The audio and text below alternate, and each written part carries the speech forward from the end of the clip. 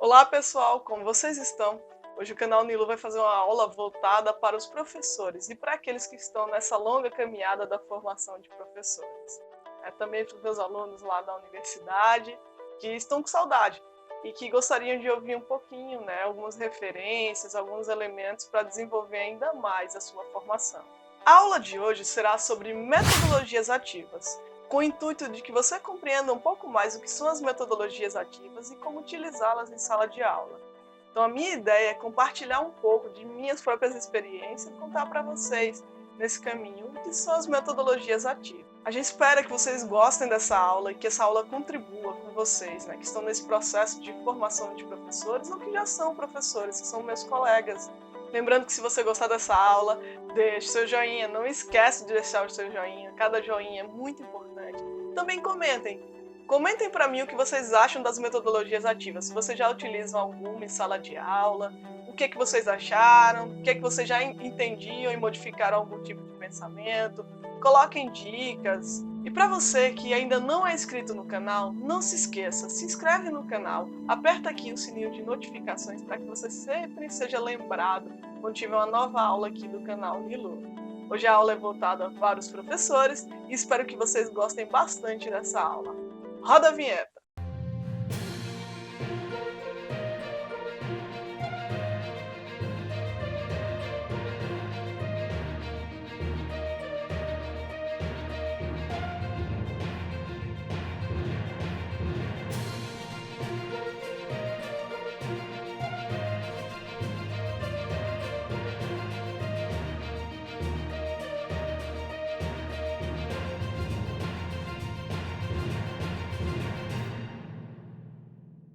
O primeiro tipo de metodologia que eu gostaria de compartilhar com vocês é o tipo de sala de aula invertida. É uma metodologia onde você coloca para o aluno uma série de referências, de vídeos, de ideias, de sites, que ele possa consultar anteriormente à sua aula sobre determinado conteúdo, e ele já vá para a sala, já envolvido e conhecendo todos os conceitos e aquilo que você vai trabalhar.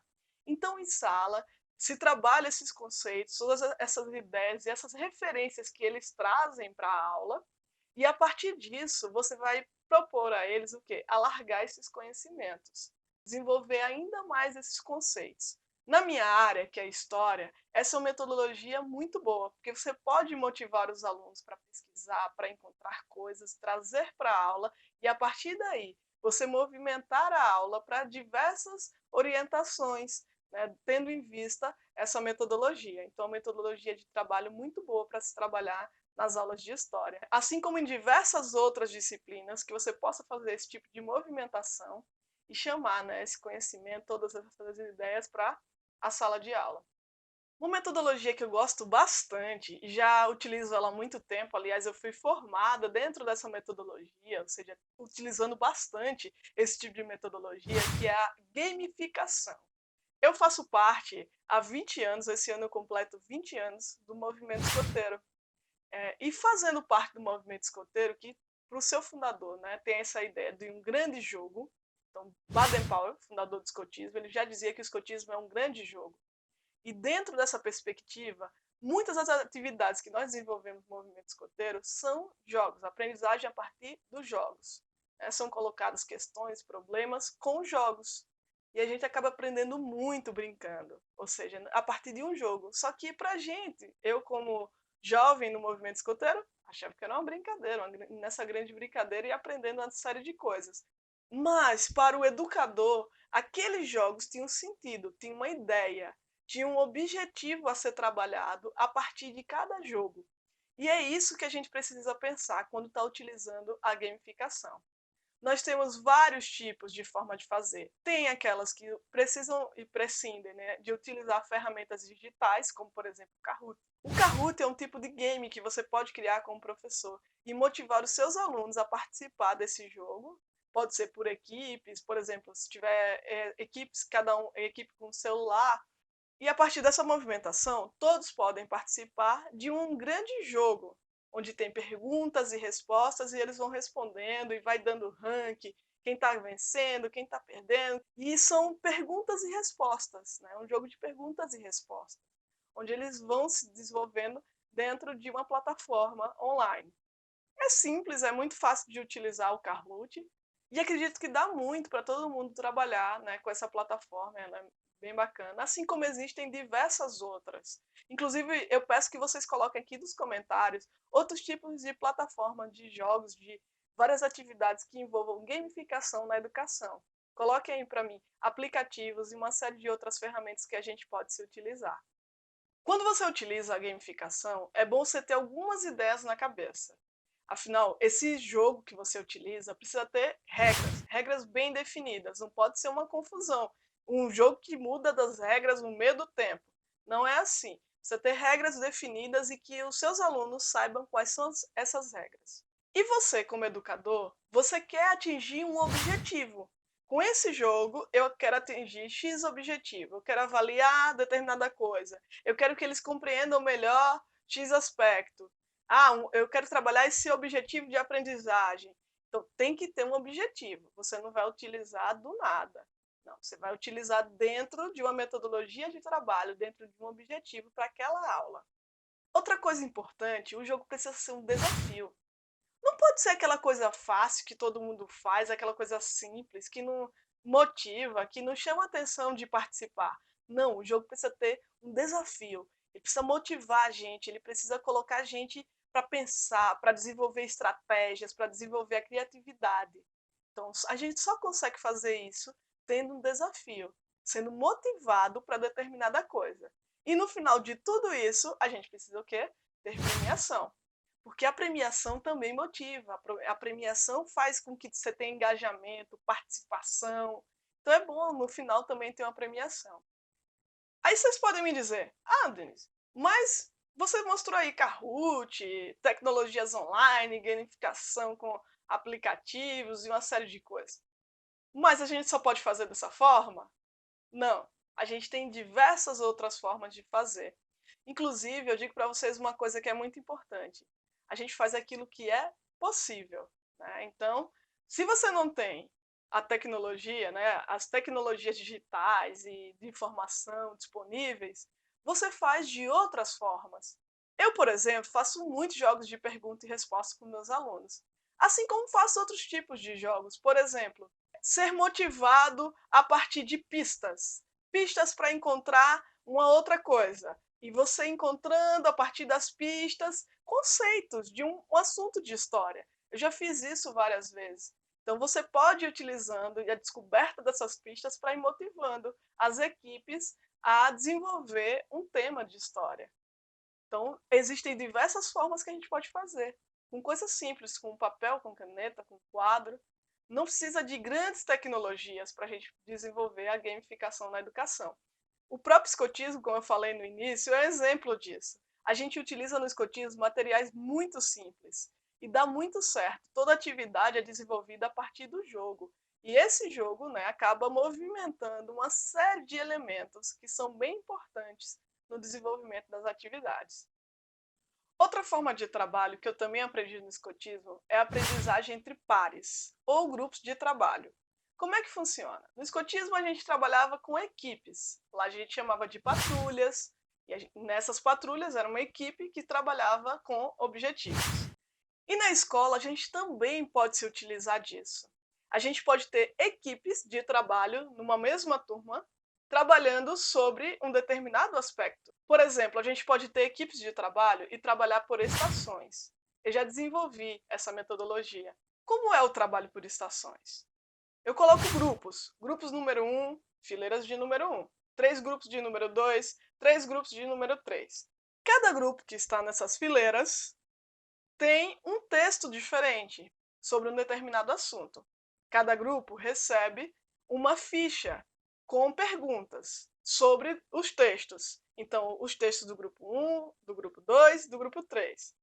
E as equipes precisam migrar do um até o 3.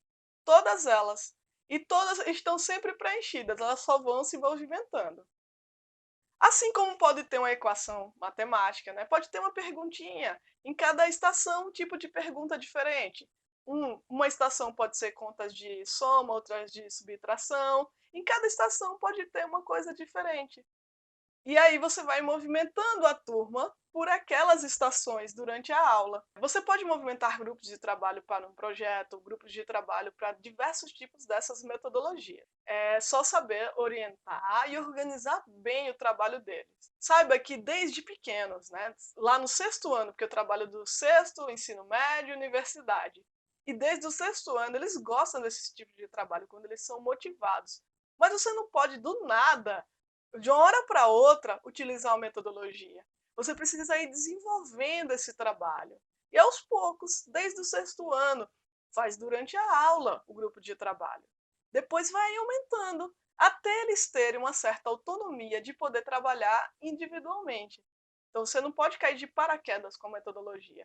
Você tem que ir aos poucos desenvolvendo para que eles compreendam aquilo e vão colocando em prática no seu dia a dia. Uma metodologia ativa que eu gosto bastante é brainstorm.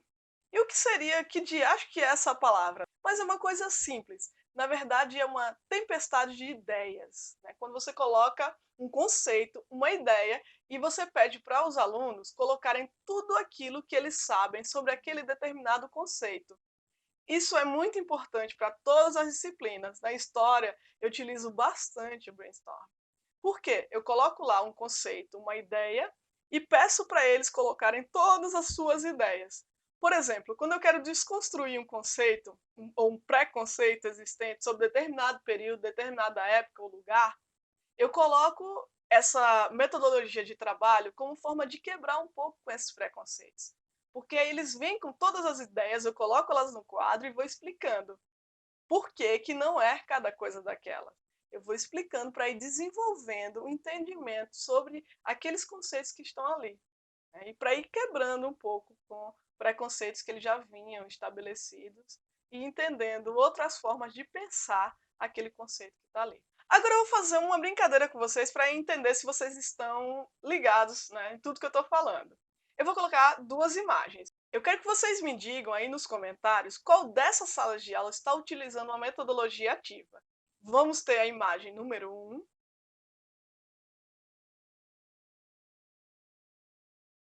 e a imagem número 2.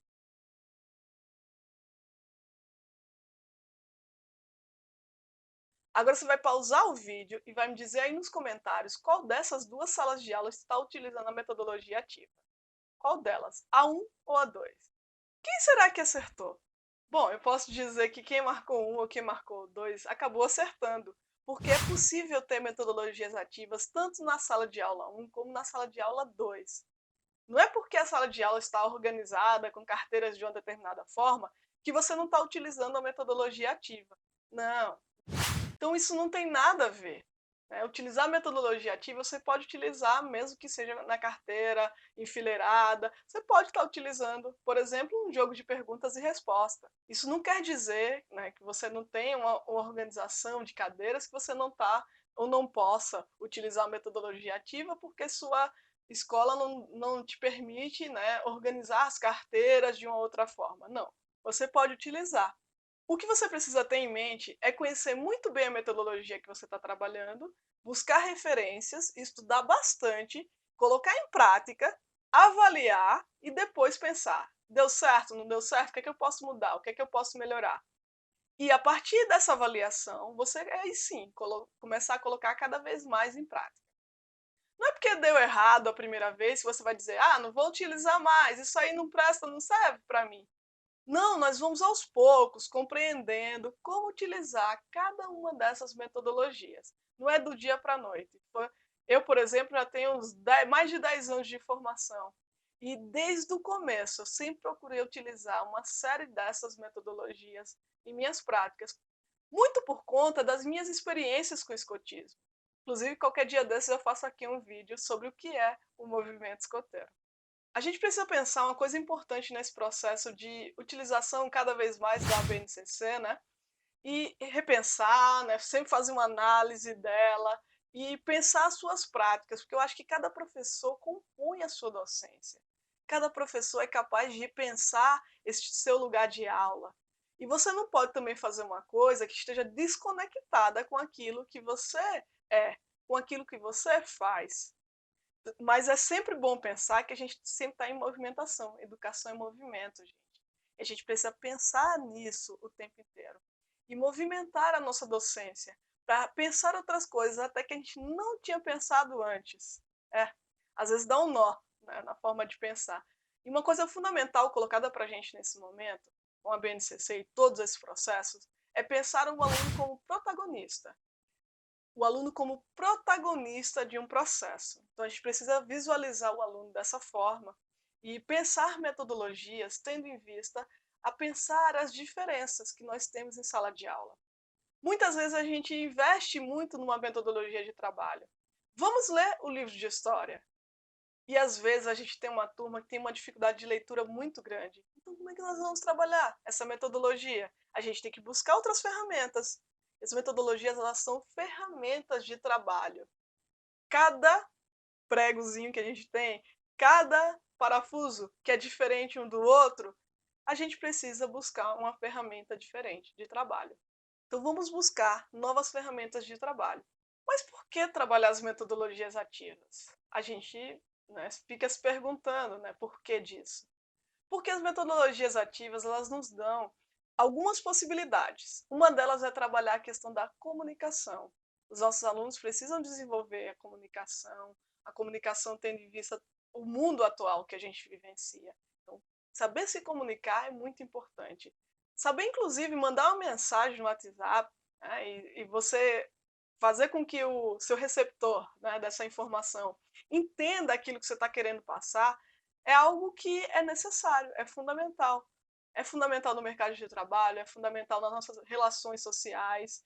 Afinal, já pensou você mandar uma mensagem para uma pessoa da sua família e ela entender completamente diferente?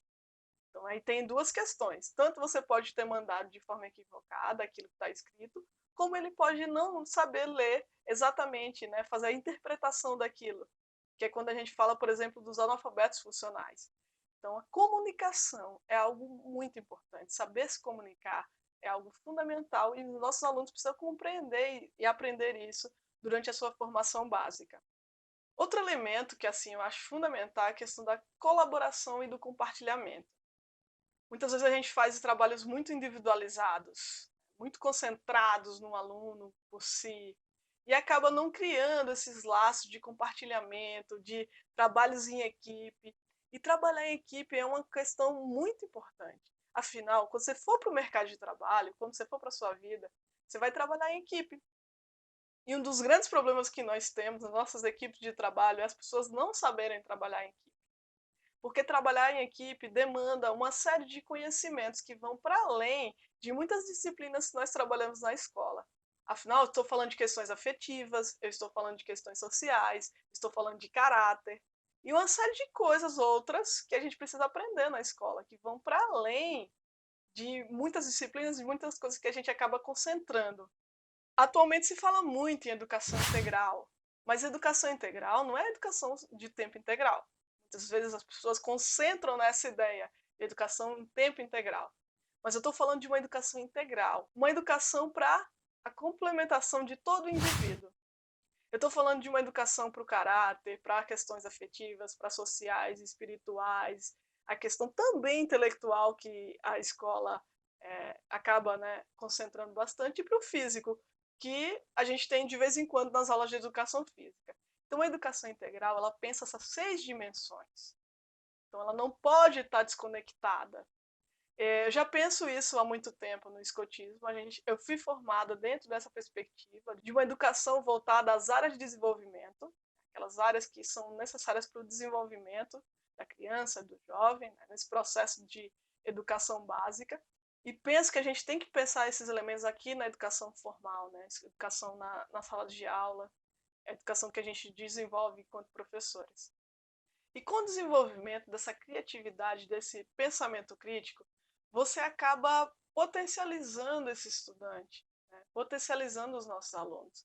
Com o jogo, com vários outros tipos de metodologias ativas, você pode desenvolver bastante a questão da criatividade e do pensamento crítico. Você coloca eles, né, para movimentar e pensar muito sobre aquelas questões que você está levantando, sobre diversos elementos que você está ali movimentando.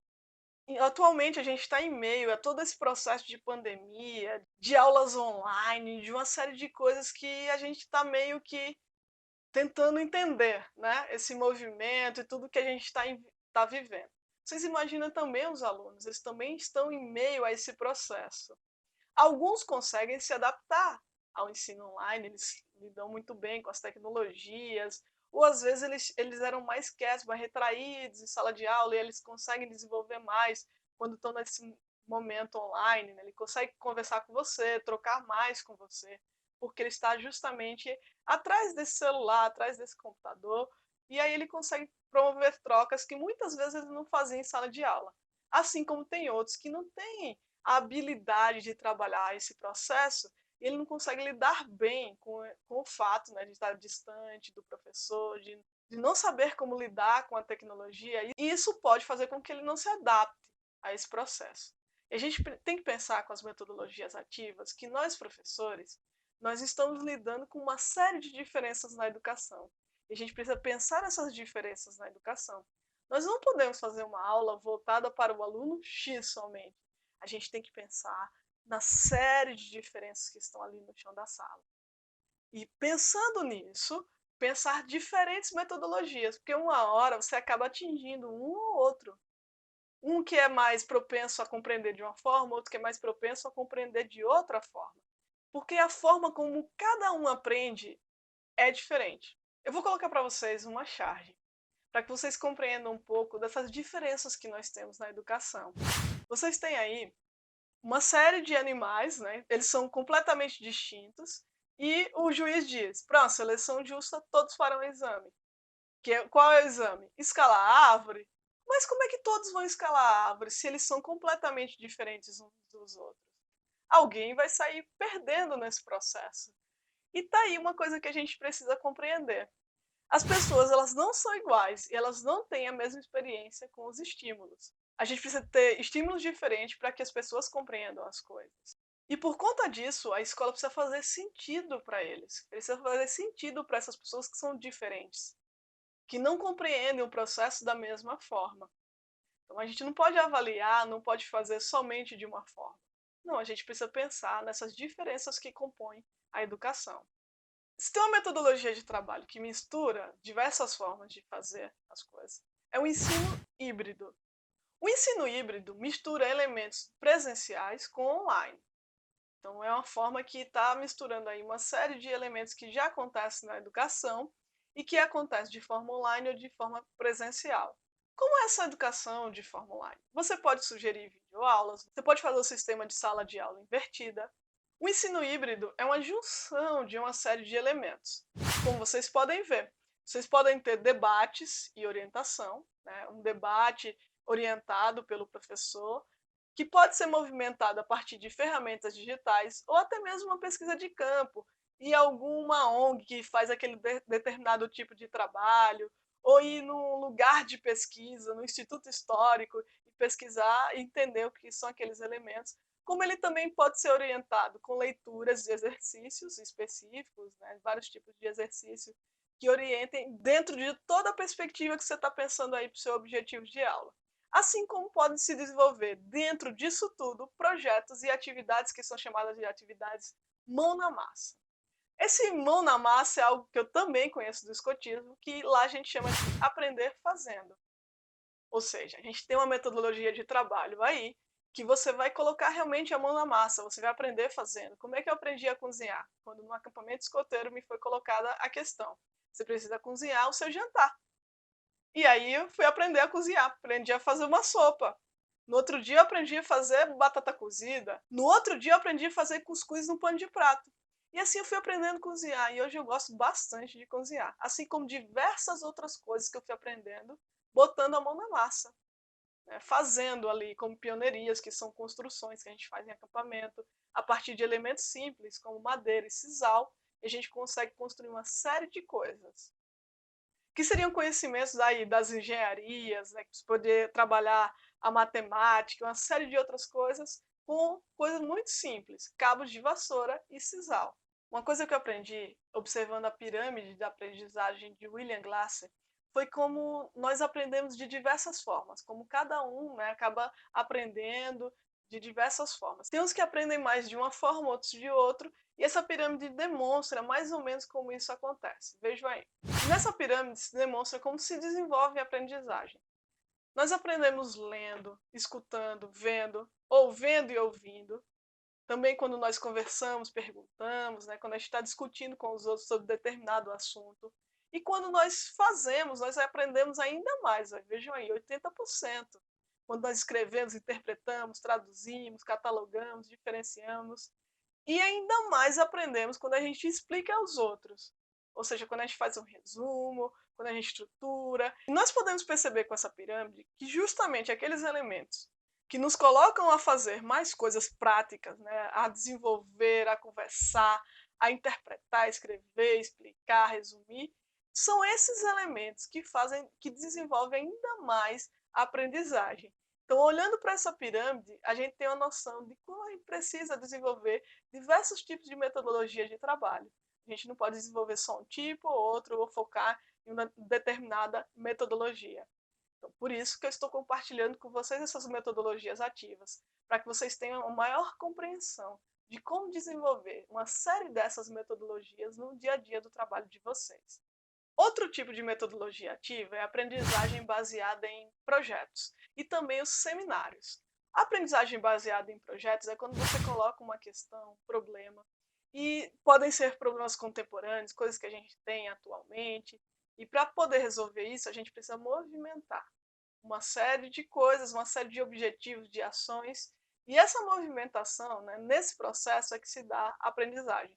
Eu já utilizei vários tipos de projetos nas minhas vivências, sejam eles que envolviam até coisas que não tinham nada a ver. Por exemplo, você poderia pensar e dizer, história não tem a ver com isso, que foi o projeto de Sabores Históricos, em que eu movimentava os meus alunos a partir da comida, da pesquisa sobre a comida, de desenvolver aquelas comidas e entender toda a carga histórica que estava ali na construção daqueles elementos culinários. Todas as nossas heranças culturais, sejam elas indígenas, africanas e europeias também. Então, tudo isso, toda essa junção de cargas culturais que estavam ali na alimentação.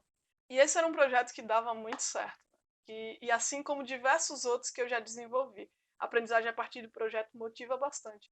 Assim como os seminários. Você pode trabalhar seminários de diversas formas. Inclusive, eu já fiz seminários sobre história do tempo presente, que os meus alunos eram motivados a partir de questões do presente, coisas que estavam acontecendo no último ano e que eles colocavam como questões para a gente estudar na história. Um outro tipo de metodologia ativa é a aprendizagem a partir de problemas. O que é uma aprendizagem a partir de problemas? É quando você coloca uma questão, um problema, e os alunos precisam resolver essa questão. Eles precisam pensar estratégias alternativas. Eles acabam desenvolvendo o quê? A criatividade, o trabalho em equipe, a colaboração. Essa é uma metodologia que se pode utilizar bastante no campo das ciências, né, da física, da química, que você pode colocar várias situações que estão acontecendo, e eles podem pensar as questões teóricas, né, as questões dos conceitos que estão ali envolvidos, e tentar resolver aquele problema. Isso acaba desenvolvendo bastante o senso de responsabilidade, o pensamento crítico, né, porque ele precisa pensar hipóteses, explicações para aquela determinada solução. Então, acaba desenvolvendo bastante esses aspectos. E é muito importante para o professor. Minha ideia hoje foi compartilhar um pouco com vocês de algumas vivências, alguns entendimentos que eu tenho sobre as metodologias ativas.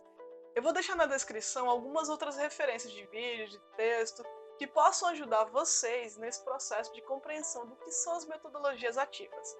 Eu me coloco à disposição e pode colocar aí nos comentários questões, perguntas que vocês tenham sobre essa temática. Estou aqui à disposição para respondê-la. Se tiver alguma indicação, também pode fazer. Coloca aí nos comentários indicações que vocês tenham sobre essas questões. Lembrando que se você ainda não é inscrito nesse canal, eu tenho certeza que depois de toda essa aula sobre metodologias ativas, além do joinha, né, você pode se inscrever aqui no canal. Porque sempre teremos também aulas voltadas aos professores. Eu quero compartilhar com os meus colegas um pouco das minhas aprendizagens, de todo o desenvolvimento das minhas metodologias de trabalho. Futuramente eu quero compartilhar projetos e uma série de coisas que eu já desenvolvi nesses 12 anos de trabalho.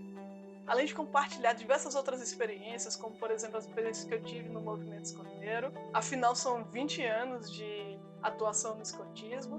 E dentre esses 20 anos, grande parte dele foi como escotista, ou seja, como um membro adulto, né, uma educadora. Então eu tenho tanto as experiências de lá do escotismo, como também da docência, né, em sala de aula com as minhas aulas de história. E para quem nos segue aqui no canal Nilu Professores de História, a gente se encontra na próxima aula.